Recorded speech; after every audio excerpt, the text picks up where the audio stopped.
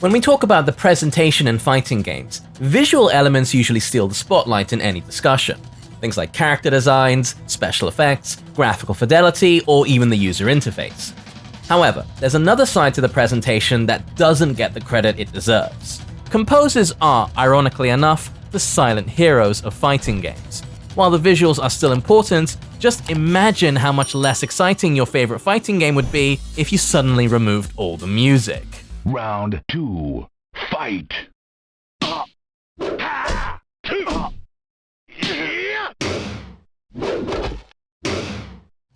Yeah, not so great. That's why in this video, we want to talk about how Tekken music started, what inspired it, the people behind it, and the impact it had on the games. This is Aria from That Blasted Salami, let's get into this.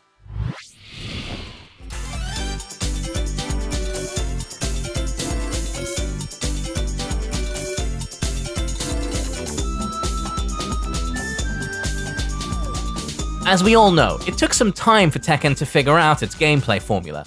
Because of this, the first two games feel rough, unrefined, and have aged poorly overall. The same can't be said about the amazing score these games had though. There is a nuance that will come into play for several future titles, however, and that's the difference between arcade and home versions of the OSTs. Part of it is down to the unique challenges and limitations of making music for the Namco arcade boards versus home consoles, but outside of that, it feels like the Tekken composers were keen on trying to do something different with their tracks when given the chance. For the first two Tekken games, the home releases are the ones that truly shine. Much of the soundtrack back then was contributed by Yoshie Arakawa, who composed some of the most melodic and catchy tracks.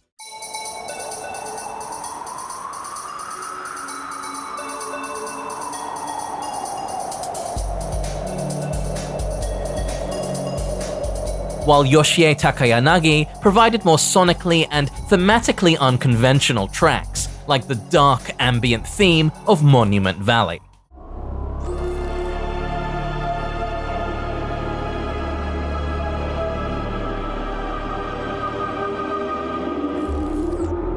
With stages that didn't entirely connect to the characters, Tekken 1 was largely focused on creating the atmosphere and making the 2D backgrounds come to life.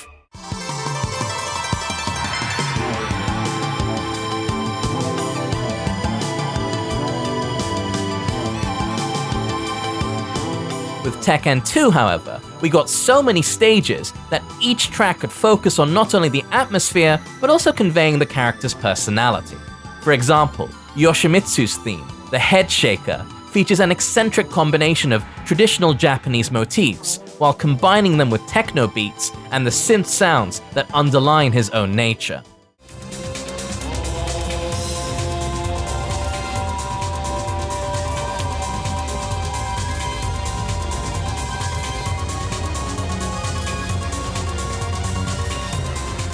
With King, it feels like the music tries to convey his story more than anything. A fighter with a lot of responsibility on his shoulders, who has to struggle and push on to protect and provide for the kids under his care.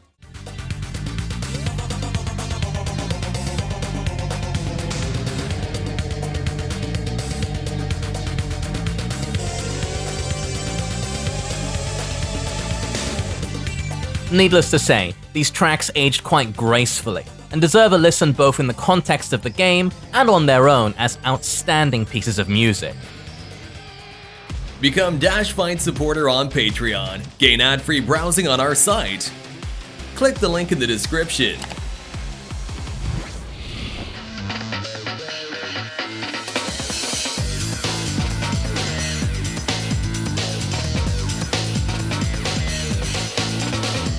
The subsequent Tekken 3 came in swinging, with a massive list of changes and refinements to gameplay and aesthetics. The music had to keep up as well, with a completely new team of composers that took the sound in a new direction. This time around, Nobuyushi Sano and Keiichi Okabe contributed most of the tracks for Tekken 3. Sano in particular was one of the people who wanted to experiment with music by taking inspiration from a recently emerged big beat genre. Something that wasn't at all common back then for video game OSTs, and especially fighting games. anyone familiar with the genre will no doubt feel the influence when listening to the themes of Lei Wulong,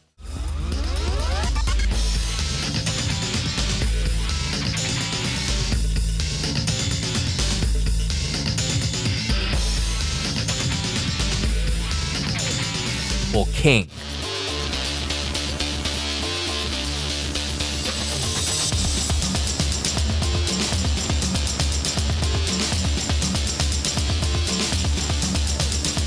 Meanwhile, Keiichi Okabe's sound leans a bit heavier towards rock and funky rhythms on tracks like Jin's theme.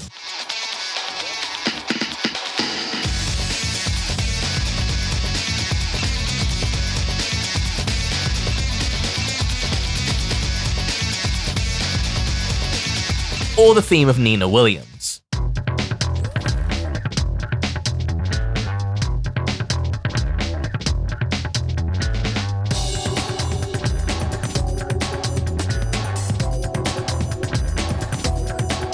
Needless to say, they knocked it out the park, with the Tekken 3 OST often being mentioned as one of the greatest fighting game soundtracks of all time. Tekken Tag Tournament would largely follow a similar style, while adding even more variety, as both the number of composers and tracks continued to rise. The more prominently featured Akitaka Toyama worked on the fantastic intro theme, amongst other tracks.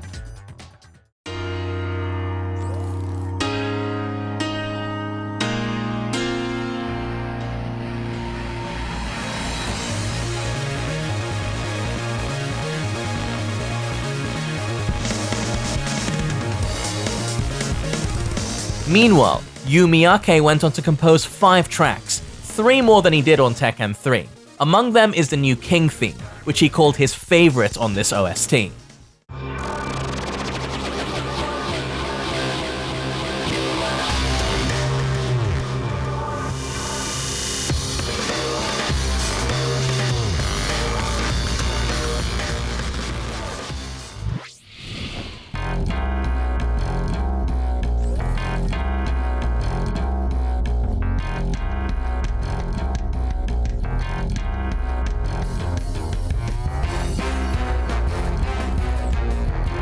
Following up such a success would be a tough job for anyone, but Namco's sound team was up for the challenge. Tag composer Yu Miyake was now responsible for most of the tracks, and the rest was split between Toyama, Satoru Kosaki, Hiroshi Okubo, and Keiki Kobayashi. Since Tekken 4 put such an emphasis on immersion and atmosphere, so did the soundtrack. Instead of having character themes, it went back to the days of Tekken 1, when music was built around the stages, a direction that Tekken has maintained ever since. This decision ultimately led to a greater coherency between visuals and sound, whilst also giving each stage its own personality, like the somber and ominous laboratory.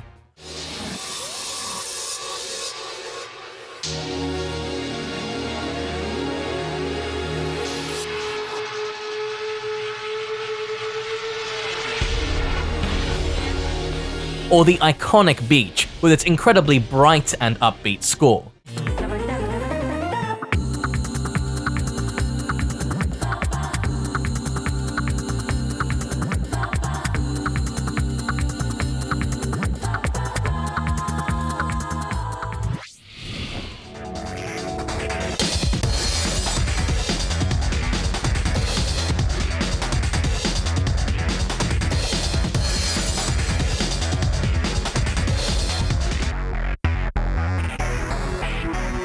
Moving on to Tekken 5, we have what might be one of the most ambitious, or at the very least, robust OSTs in the franchise. While many of the tracks were just short ending themes, Tekken 5 features 94 different pieces of music, all split between 17 composers. Forming any sort of unity between so many artists is borderline impossible, and it shows in both a good and a bad way. Good because it really is one of the most varied OSTs we had, with a broad choice of genres, ranging from intense rock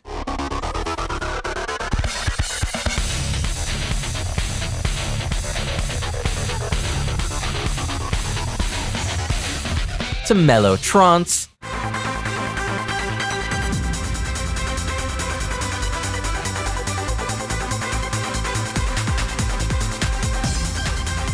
and even pop-inspired tracks.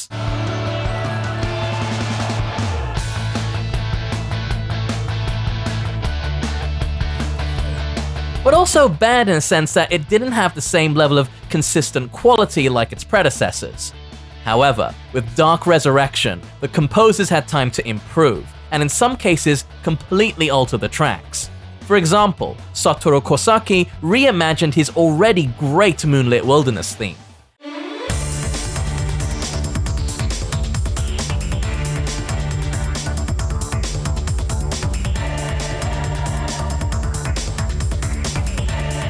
As something completely different.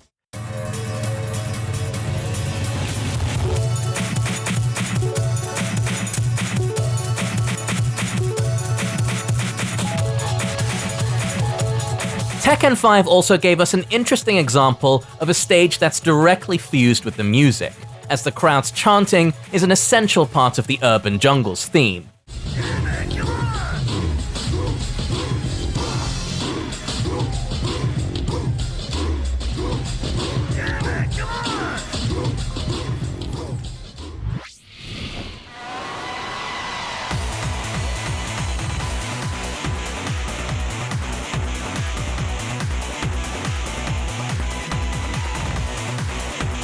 The track list and the amount of composers continue to expand in the sequel, in part warranted by the fleshed-out story mode of Tekken 6.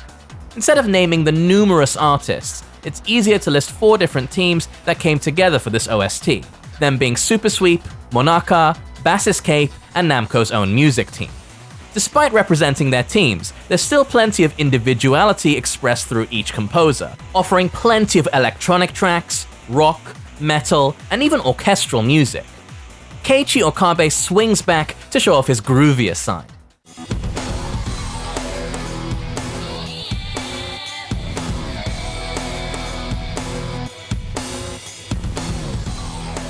Meanwhile, Ryo Hamamoto showed his strengths with some of the heaviest tracks that feature extensive use of distorted guitars and occasional vocals.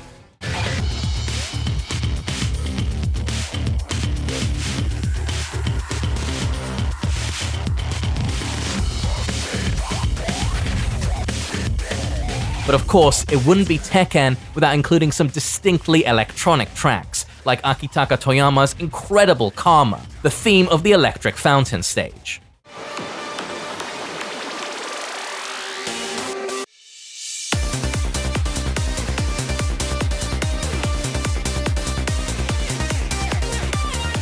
Despite the sheer variety of styles and more composers than ever, Tekken 6 music team somehow managed to put together one of the best OSTs, with plenty of tracks that would become classics.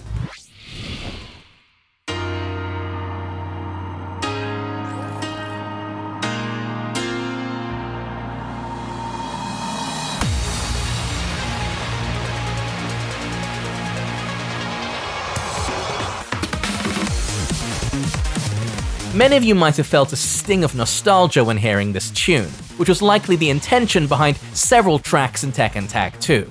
Both the game and the soundtrack were a love letter to the franchise and its fans, featuring many remixes from all eras of Tekken.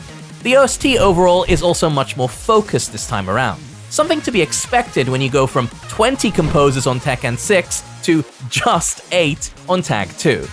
Many familiar faces made their return, including the heartwarming appearance of Yoshie Arakawa, who fittingly did a remix of the Fiji theme from the original Tekken.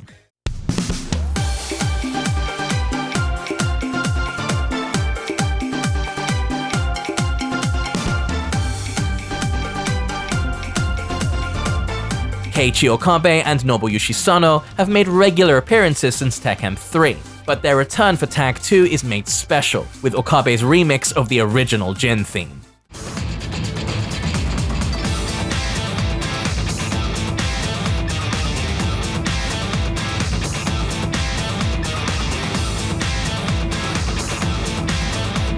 And Sano's remix of the school theme from the original Tag.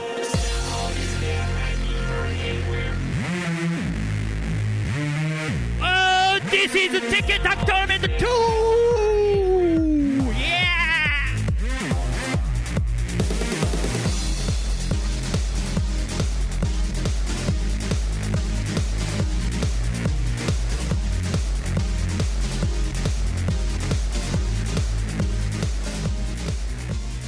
In terms of direction, Tag 2 wasn't significantly different from its predecessors, which is a great thing when your foundation is built upon a lot of remarkably creative electronic tracks. While the music still does its job of elevating the action, the composers never forgot to add personality through motifs and instrumentation that perfectly fit the visuals and atmosphere.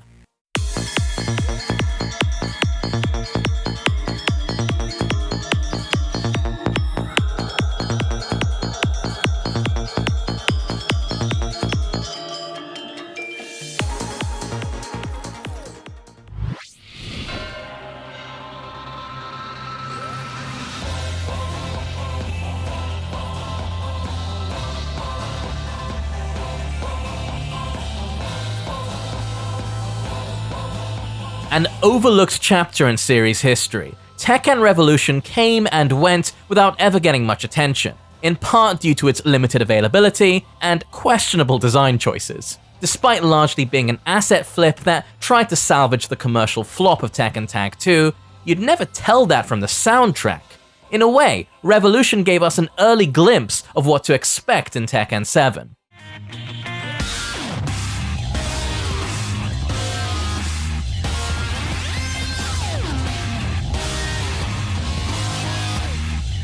With Ryo Hamamoto and Taku Inoue at the helm, they produced a score that's rather unified in tone and style, with a heavy emphasis on aggressive electronic music.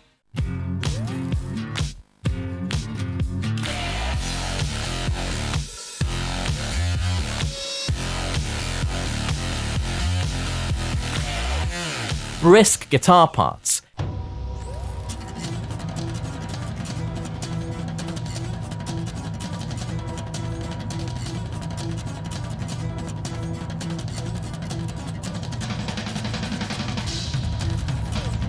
and powerful bass.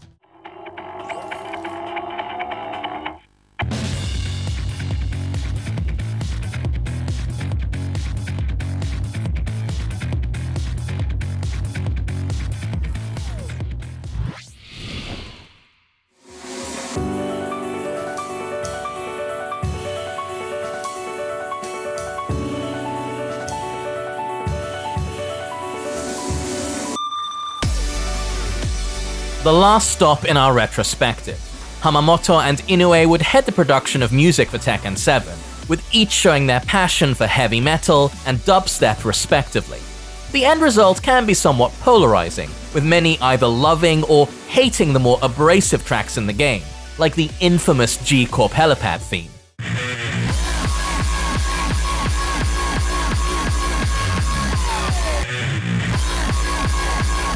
However, Tekken 7 still features plenty of traditionally melodic and rhythmical tracks that live up to its legacy, like the tranquil theme of Infinite Azure.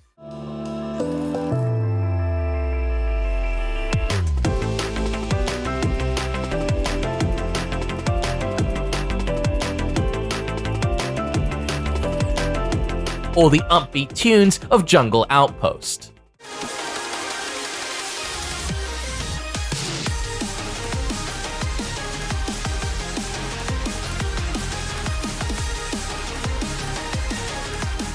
Most importantly, however, Tekken 7 changed the way the game interacts with music by adding a special track for each stage that only plays during the final round.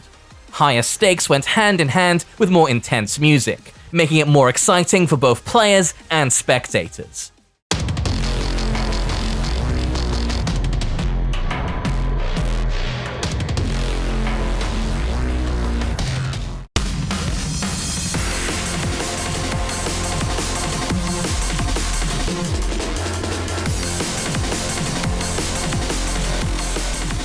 And that concludes our stroll down the musical history of Tekken.